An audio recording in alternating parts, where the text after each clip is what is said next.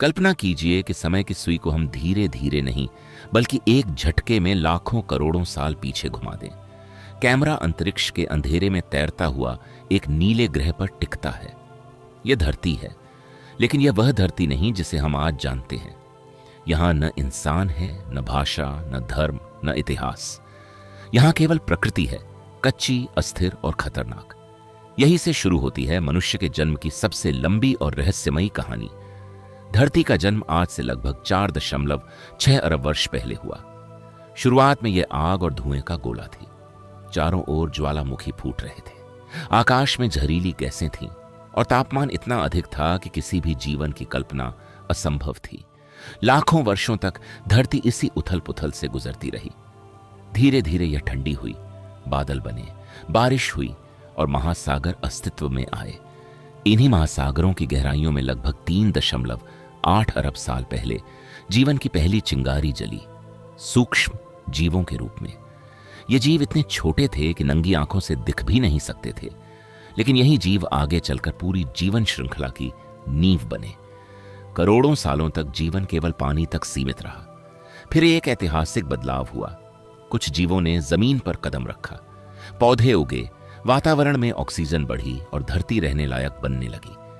मछलियों से उभयचर बने, उभयचरों से सरीसृप, और फिर धरती पर आया एक ऐसा युग जिसने पूरी दुनिया पर राज किया, डायनासोर का युग। मेसोजोइक युग के दौरान डायनासोर करोड़ों साल तक धरती के सबसे शक्तिशाली जीव रहे।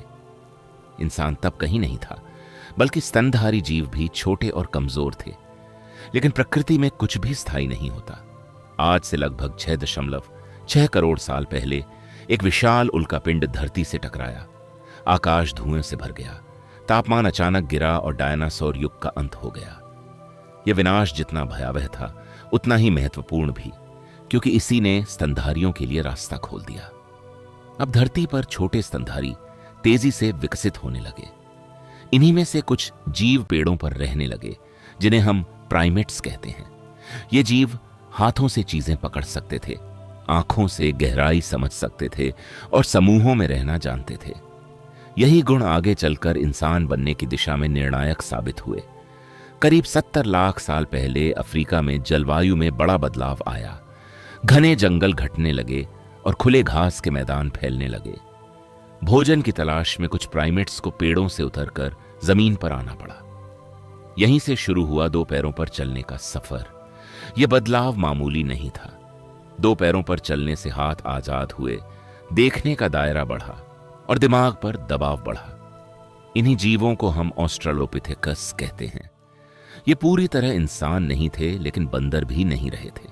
इनका दिमाग छोटा था, लेकिन ये सीधे चल सकते थे। यही मानव विकास की पहली स्पष्ट सीढ़ी थी। इसके बाद करीब 25 लाख साल पहले होमो हैबिलिस का उदय हुआ। यह पहला मानव था जिसने पत्थरों को औजार की तरह इस्तेमाल किया।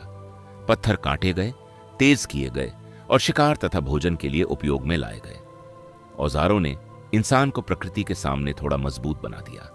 इसके बाद आया होमो इरेक्टस। यह वह मानव था जिसने आग पर नियंत्रण पाया। आग ने इंसान की किस्मत बदल दी। ठंड से बचाव, जंगली जानवरों से सुरक्षा और पका हुआ भोजन, इन सब ने दिमाग के विकास को तेज कर दिया। होमो इरेक्टस ही वह पहला मानव था जिसने अफ्रीका से बाहर कदम रखा और एशिया तथा यूरोप तक फैला। यह मानव इतिहास का पहला महान प्रवास था। समय के साथ मानव प्रजातियां बदलती रहीं। निएंडरथल जैसे मानव आए, जिन्होंने ठंडे इलाकों में रहना सीखा, औजार बनाए और मृतकों को दफनाना शुरू किया। यह संकेत था कि इंसान अब सिर्फ जीवित रहने वाला प्राणी नहीं रहा, बल्कि भावनाएं और सोच भी विकसित कर चुका था। करीब 3 लाख साल पहले धरती पर प्रकट हुआ होमो सेपियंस, आधुनिक मानव। इसका दिमाग पहले से कहीं अधिक विकसित था। अब इंसान सवाल पूछने लगा था। भाषा का विकास हुआ, संकेत शब्दों में बदले और ज्ञान पीढ़ी दर पीढ़ी आगे बढ़ने लगा। शिकार की रणनीतियां बदली, कला का जन्म हुआ और गुफाओं की दीवारों पर चित्र उकेरे गए। करीब 12,000 साल पहले मानव इतिहास का सबसे बड़ा मोड़ आया, कृषि की खोज। इंसान ने बीज बोए, फसलें उगाईं और जानवरों को पालतू बनाया। अब वही एक जगह टिककर रहने लगा। गांव बने, फिर शहर और फिर सभ्यताएं। नदियों के किनारे मिस्र, मेसोपोटामिया और सिंधु घाटी जैसी महान सभ्यताएं उभरी, लेखन विकसित हुआ, कानून बने और इतिहास दर्ज होने लगा। आज का आधुनिक मानव उसी लंबी यात्रा का परिणाम है। हमारे शरीर में करोड़ों साल का विकास छिपा है। हम प्रकृति से जन्मे हैं, उसी से लड़े हैं और उसी को बदलने की शक्ति भी पाई है। यह कहानी किसी एक व्यक्ति की नहीं, बल्कि पूरे मानव जाति की है। और यह यात्रा अभी खत्म नहीं हुई है।